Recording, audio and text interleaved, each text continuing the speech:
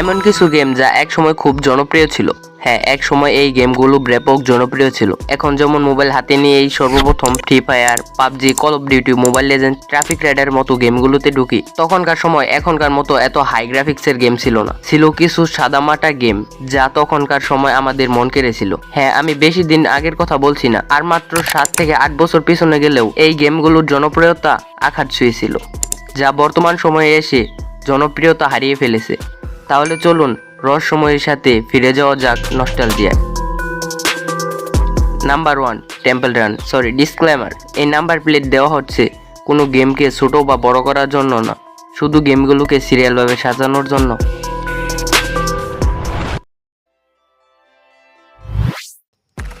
Number 1, temple run.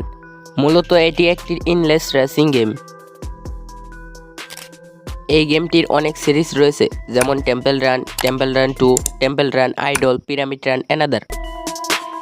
Pyramid run গেমটি play স্টোরে এখন আর নেই, যে কোনো কারণে এই গেমটি প্লে স্টোর থেকে ডিলিট করে দেওয়া হয়েছে। তবে অন্য সকল সিরিজগুলো প্লে স্টোরে এখনও রয়েছে। টেম্পল রান ইমাঙ্গি স্টুডিওর দ্বারা পরিচালিত একটি সফল গেম। যারা গেম প্রিয় মানুষ রয়েছেন তারা একবার না একবার হলেও টেম্পল রান গেমটির কথা শুনে থাকবেন। Number 2, super Mario. এই গেমটিরও ব্যাপক সিরিজ রয়েছে।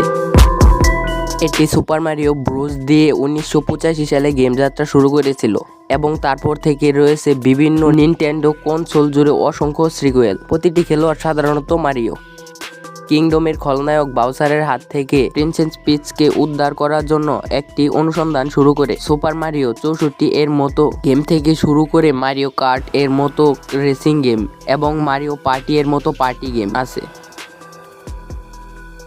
Number 3, hill climb racing. এটি ফিঙ্গারসফট দ্বারা তৈরি একটি জনপ্রিয় mobile game.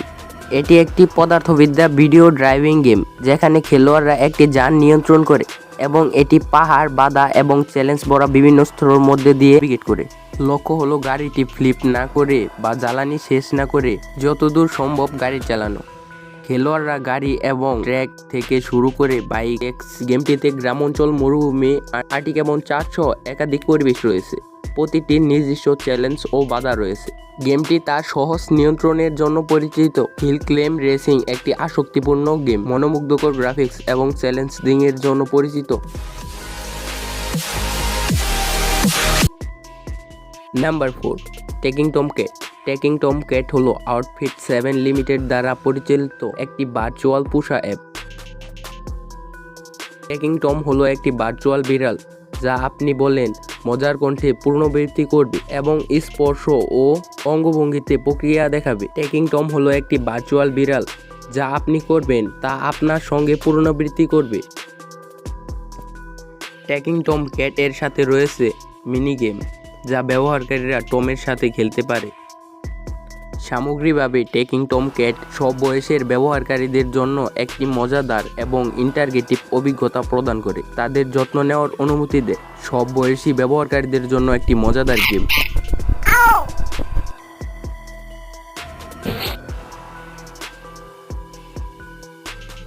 Number 5, subway surfer.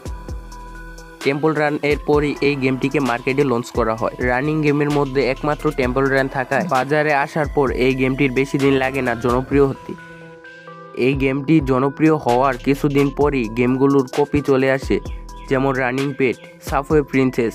এই গেমটা সাবওয়ে সার্ভার এর পুরো কপি গেম, নাম কপি, ম্যাপ কপি। রেল লাইনে সাবওয়ে সার্ভারের মতো সাবওয়ে প্রিন্সেস সাবওয়ে সার্ভারের 80% কপি গেম থাকায় ব্যবহারকারীরা সাবওয়ে সার্ভার ছেড়ে অন্য সকল গেমগুলো খেলা শুরু করে, তাই সাবওয়ে সার্ভারের জনপ্রিয়তা হারিয়ে যায়। মূলত এই গেমটির কনসেপ্ট হলো একটি ছেলে ট্রেন স্টেশনে দেয়ালে রং করছিল আর তখন পুলিশ দেখে ফেলে। এরপর তাকে তাড়া করে। ছেলেটি পালাতে গেলে রেল লাইনের বাধা বিপদ পার করা নিয়েই এই গেম।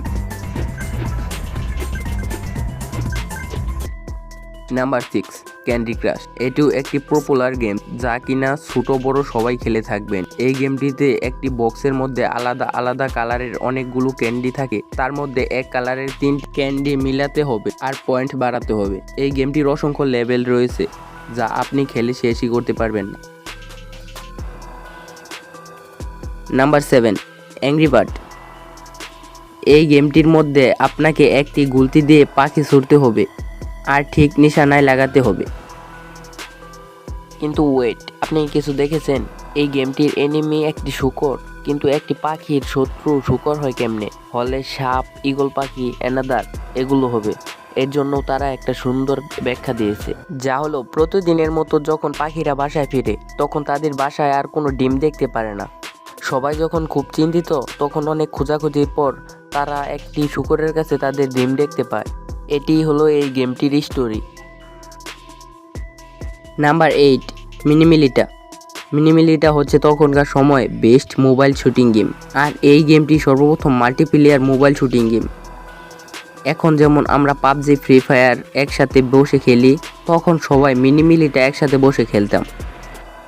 Number 9, Pac-Man. এই গেমটিতে আপনাকে ডটগুলোকে খেয়ে এনিমির হাত থেকে বাঁচতে হবে। Number 10, jetpack joyride. এই গেমটিতে আপনার সামনে অনেক বাধা বিপদ আসবে, যা থেকে জেটপ্যাক দিয়ে উড়ে বাধাগুলোকে পার করতে হবে।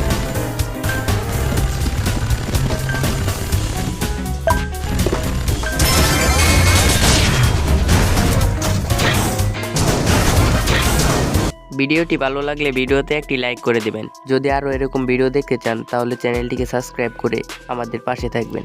এখান থেকে অনেকগুলো গেম বাদ পড়েছে। যদি এই ভিডিওটির পার্ট 2 দেখতে চান তাহলে কমেন্টে জানান। দেখা হচ্ছে পরবর্তী কোনো ভিডিওতে। ততক্ষণ পর্যন্ত বাই।